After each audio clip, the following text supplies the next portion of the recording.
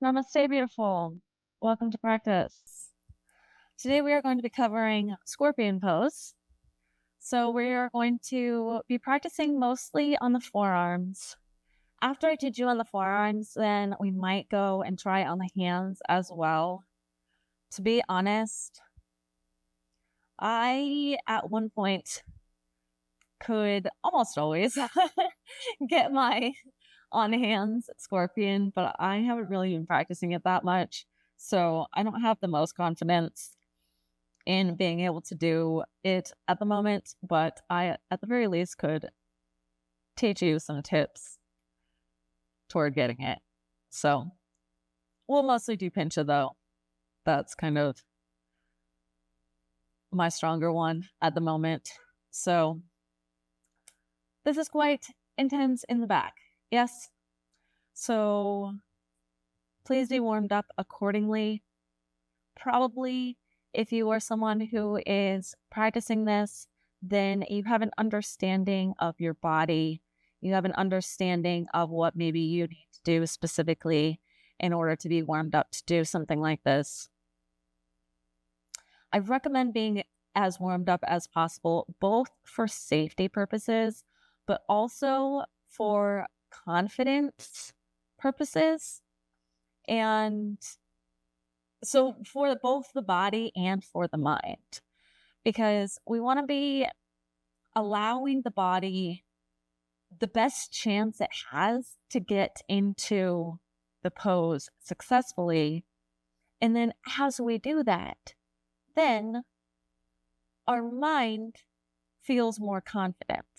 Yes.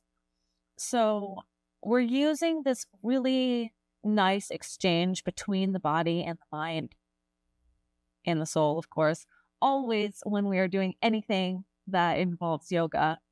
But when we get to the more advanced poses, then we're listening to the body to see what it needs to do to warm up. And then we're using the mind to teach the body how to get into the pose, right? So it's this exchange. Yeah. And then again, once we're in it, then we're listening to the body to see how does the body now feel and what is it telling me? Is it safe for me to stay in this? Okay. So really be paying attention to that as we go into this because it is such an advanced pose. I recommend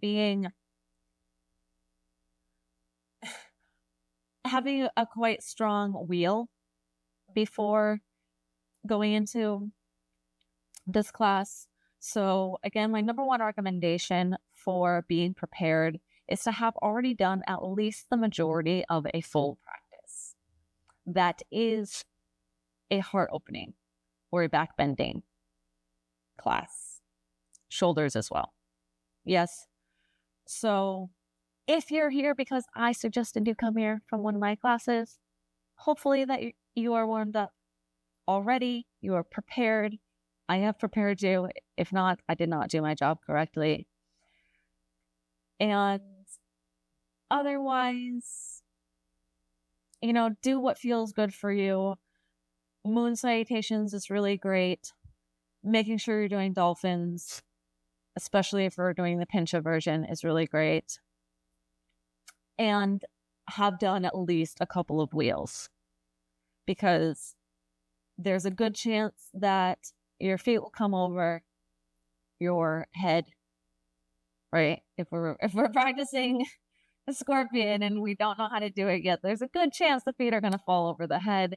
And we want for that to be okay for the body to already have that and to be able to do that without an injury. Okay. Very, very, very, very, very important. Yes.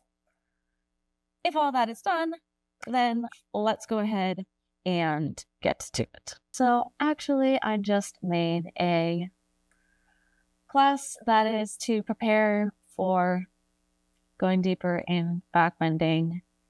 It is probably going to be about an hour and a half long, but the end of it is the cool down part. So I made this class. It's going to be called the Road to Wheel, but you can still take that same road to these other deeper back bending postures. So if you want something that I made specifically to warm up for these deeper back bending postures, then you can go ahead and go over there. And then I will tell you at what point you can then go to continue your deeper back bend practice. And then you can come back afterwards and do your cool down with me if you'd like. All right. Okay. So there are a couple different ways that I like to go from Pincha. You know what? I'm going to show you the easiest, in my opinion, to go from Pincha first. So this way, we are actually not going to straight Pincha. We're going into, my fingers can't open. We're going into split leg. It's a split leg Pincha. And then we're going to take our top leg closer to the head first. And then we're going to begin to bend the back leg. I find that this way we can really be tweaking it more easily because we have the balance of having the feet split. And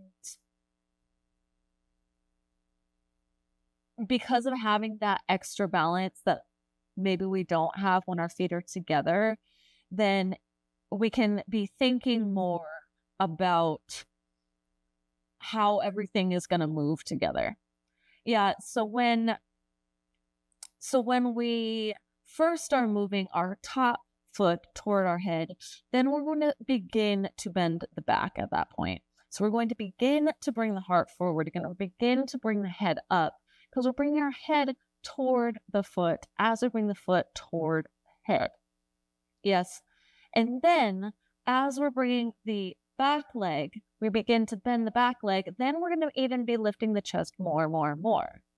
Yeah, because balance, right? We need to be thinking about, okay, if I'm balanced when I'm in this position, but then I do something different with the back, then I need to also do something different with the front in order to counter myself.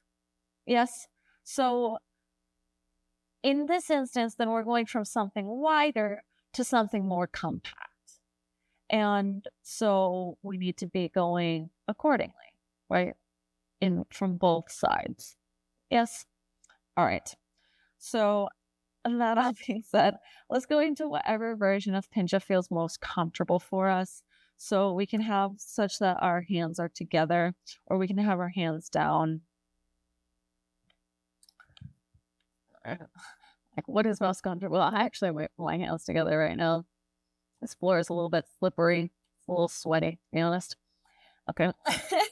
So let's go ahead and find our Pincha. So let's lift up. Yeah, let's lift up the left foot first. And so then we're leaning forward, lifting the back foot, bringing the left foot forward so that first we find our split here. And then begin to bring the left foot toward the head, bringing the head up slightly. And then let's bend the right leg, bring the chest forward more. And then keep bending bringing the leg over toward to meet the other foot, and keep bringing the chest up, bringing the head up until we find our scorpion. Yeah.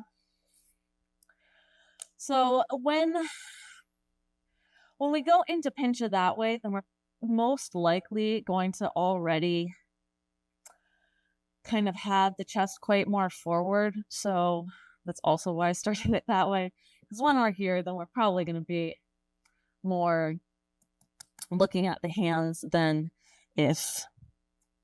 or when we go into the split legs, we're probably going to be more looking at the hands here than if we were going straight up. So it's less movement with the upper body when we start with the split legs. Yeah, because already with split legs, and we're balancing it with the arch in the back at the bottom. Yeah. All right. So now let's try with the other foot forward. So we just had the right foot down, the left foot up. So let's have the left foot down and the right foot up. So we're looking at our hands, and then we're leaning forward, and then using the weight of the right foot to lift the left foot up. And then as we split the legs more, we're looking forward. We're bending the right leg, looking forward. And then from here, we start to bend the left leg, bring the chest up more, then bring the left leg closer to the right, bring the chest up more, and find our scorpion. All right. Beautiful. So you can try it with different variations of Pincha, of course, and see what feels good for you. So now let's go ahead and try going from straight leg Pincha into scorpion. And we can continue to do the same version of Pincha, or we can try now having our hands the same width as our elbows and as our shoulders, assuming we don't slip on the floor. All right, preventing my sweaty foot from slipping on the floor. I have a mat now. All right, so let's take the forearms down, the hands down, and let's come up into our dolphin. And so now let's lift the left foot up, and then we'll kick up off of the right foot into straight Pincha.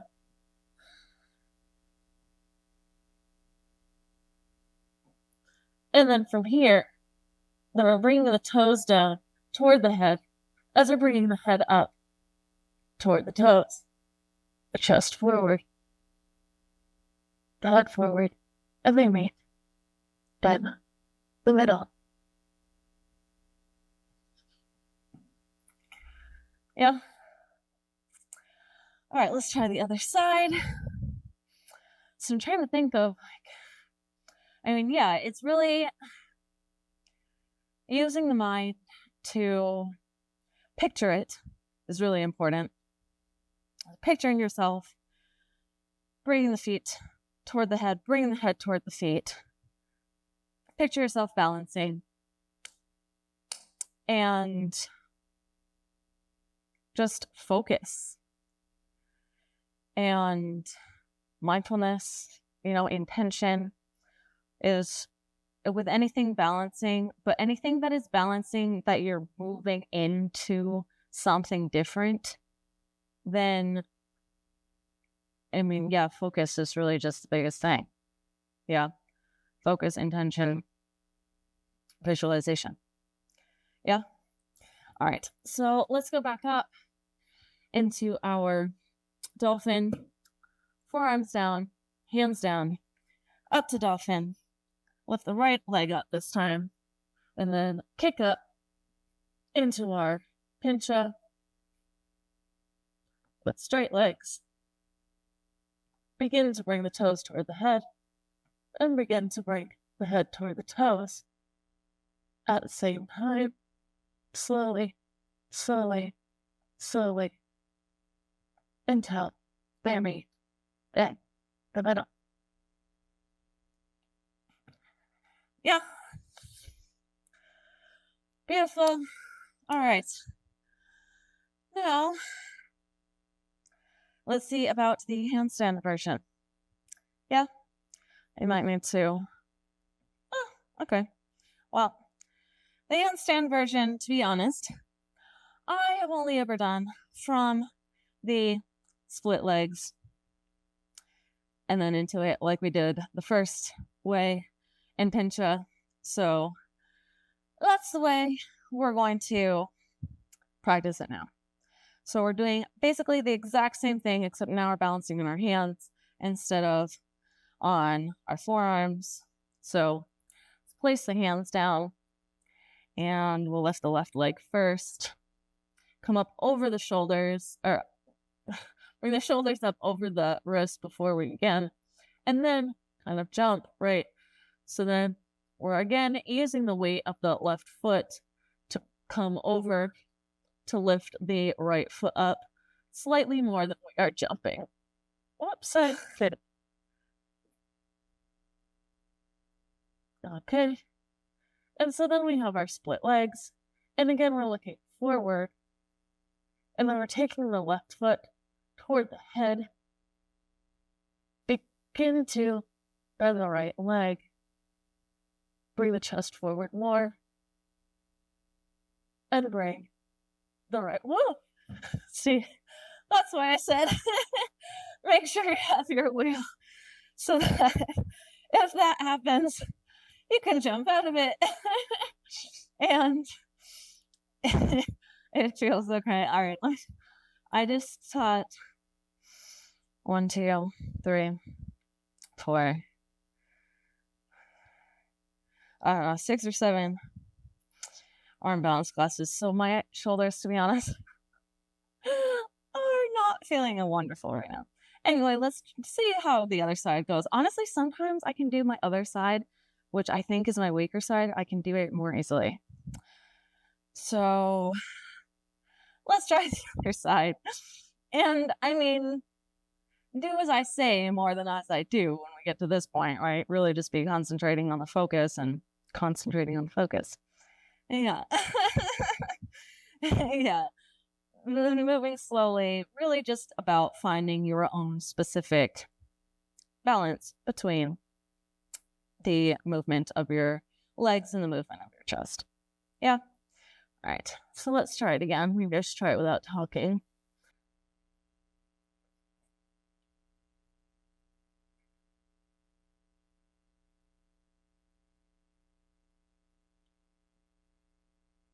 Bending the right leg toward the head, lifting the head up, bending the left leg, bringing the chest forward.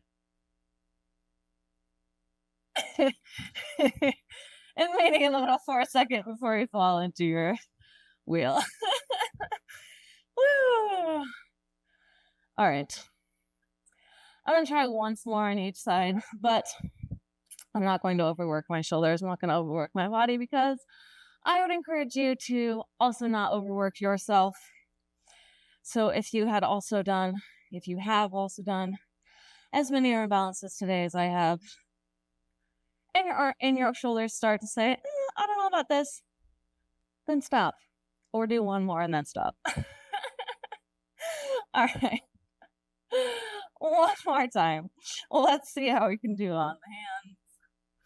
So, again, coming over the wrists with the shoulders, lifting into our split, bending the left leg, bending the right leg.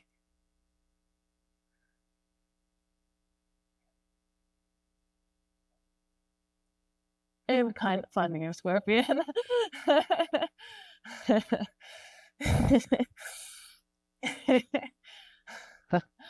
Okay, let's try the other side. One more time. Okay. Visualizing, let's visualize together.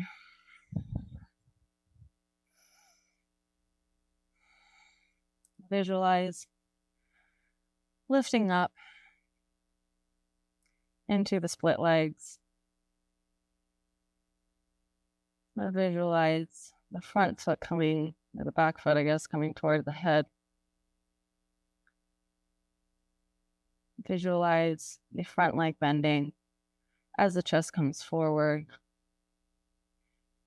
And visualize bringing the chest up to meet the other leg in a balanced way. Visualize holding the scorpion.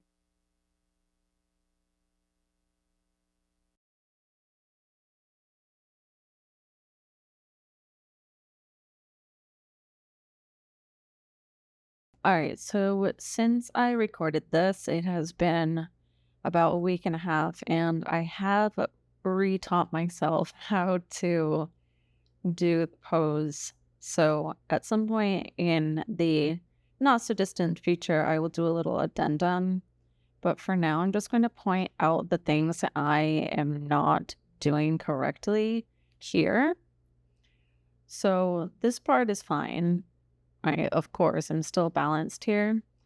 But I realized that the thing that I was forgetting to do the most was to put the shoulders over the hands more.